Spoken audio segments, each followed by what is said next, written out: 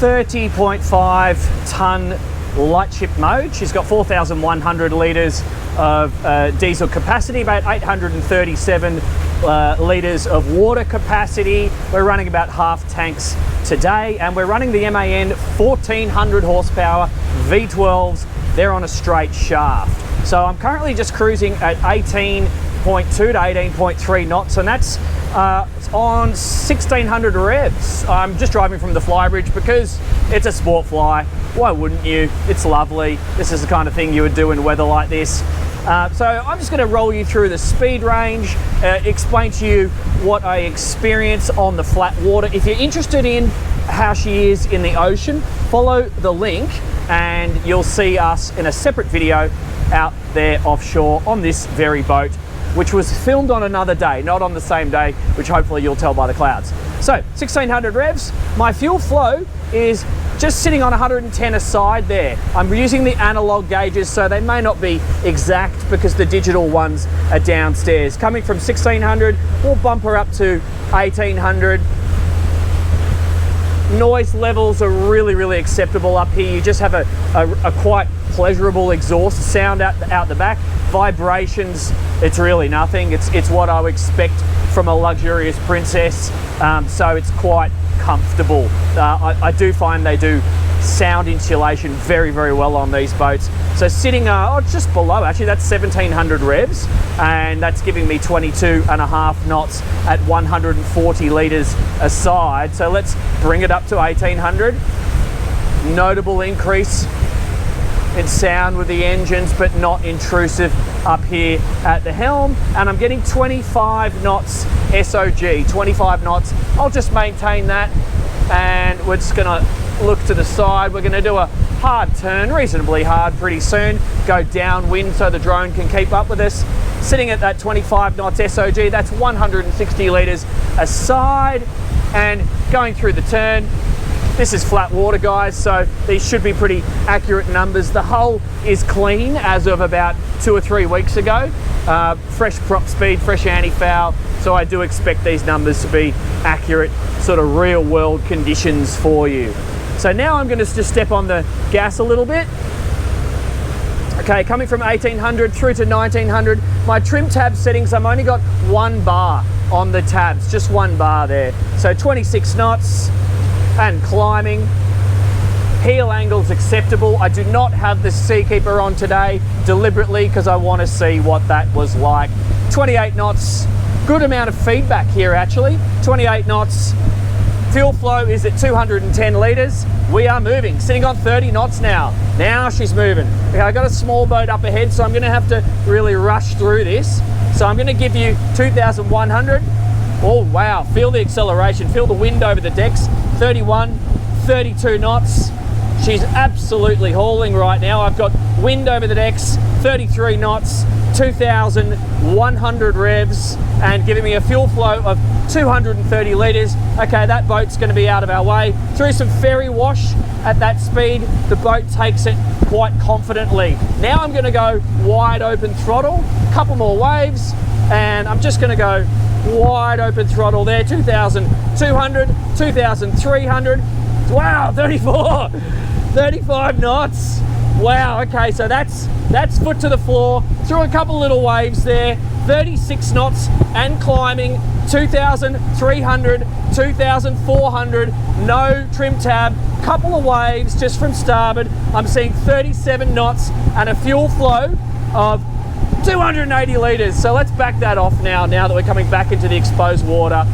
Couple of waves, no water over the bow, confidently going through those waves there, which is a mixture of now a little bit of ocean swell and boat wash. Nothing coming over the deck. So I thought I saw 37 knots there, and into the waves now. We should get some decent movement over these ones.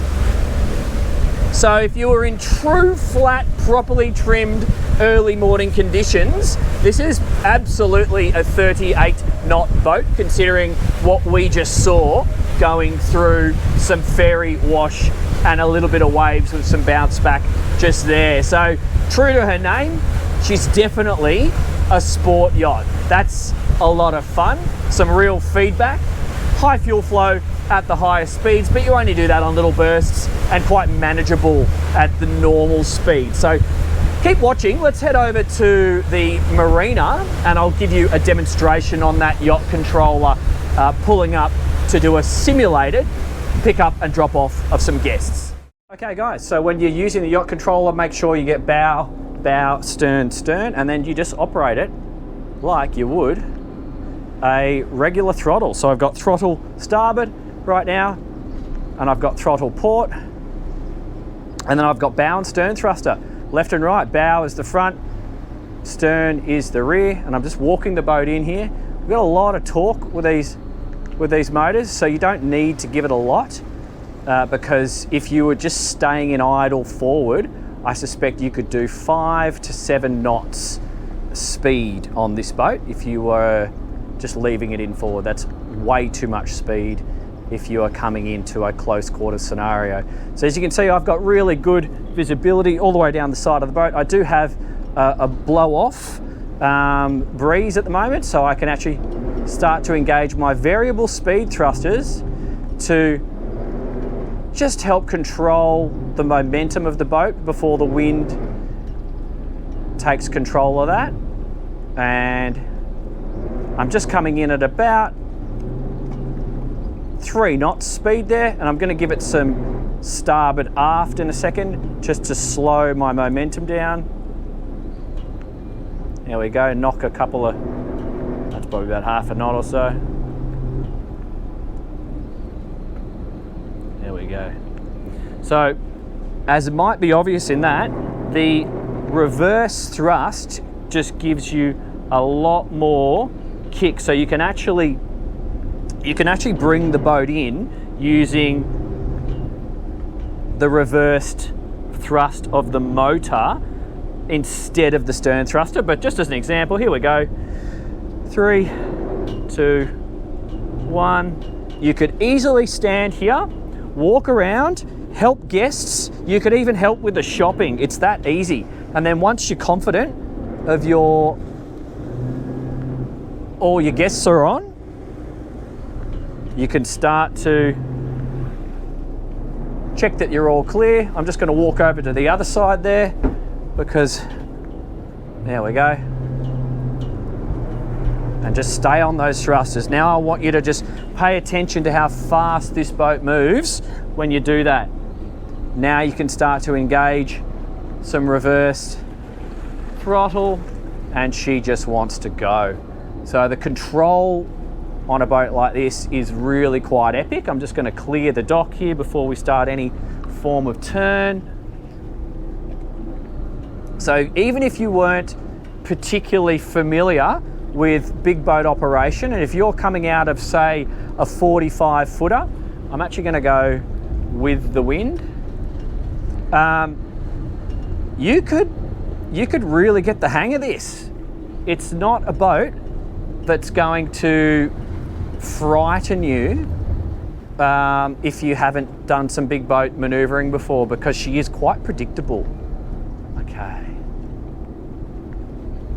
All right, I hope that was useful.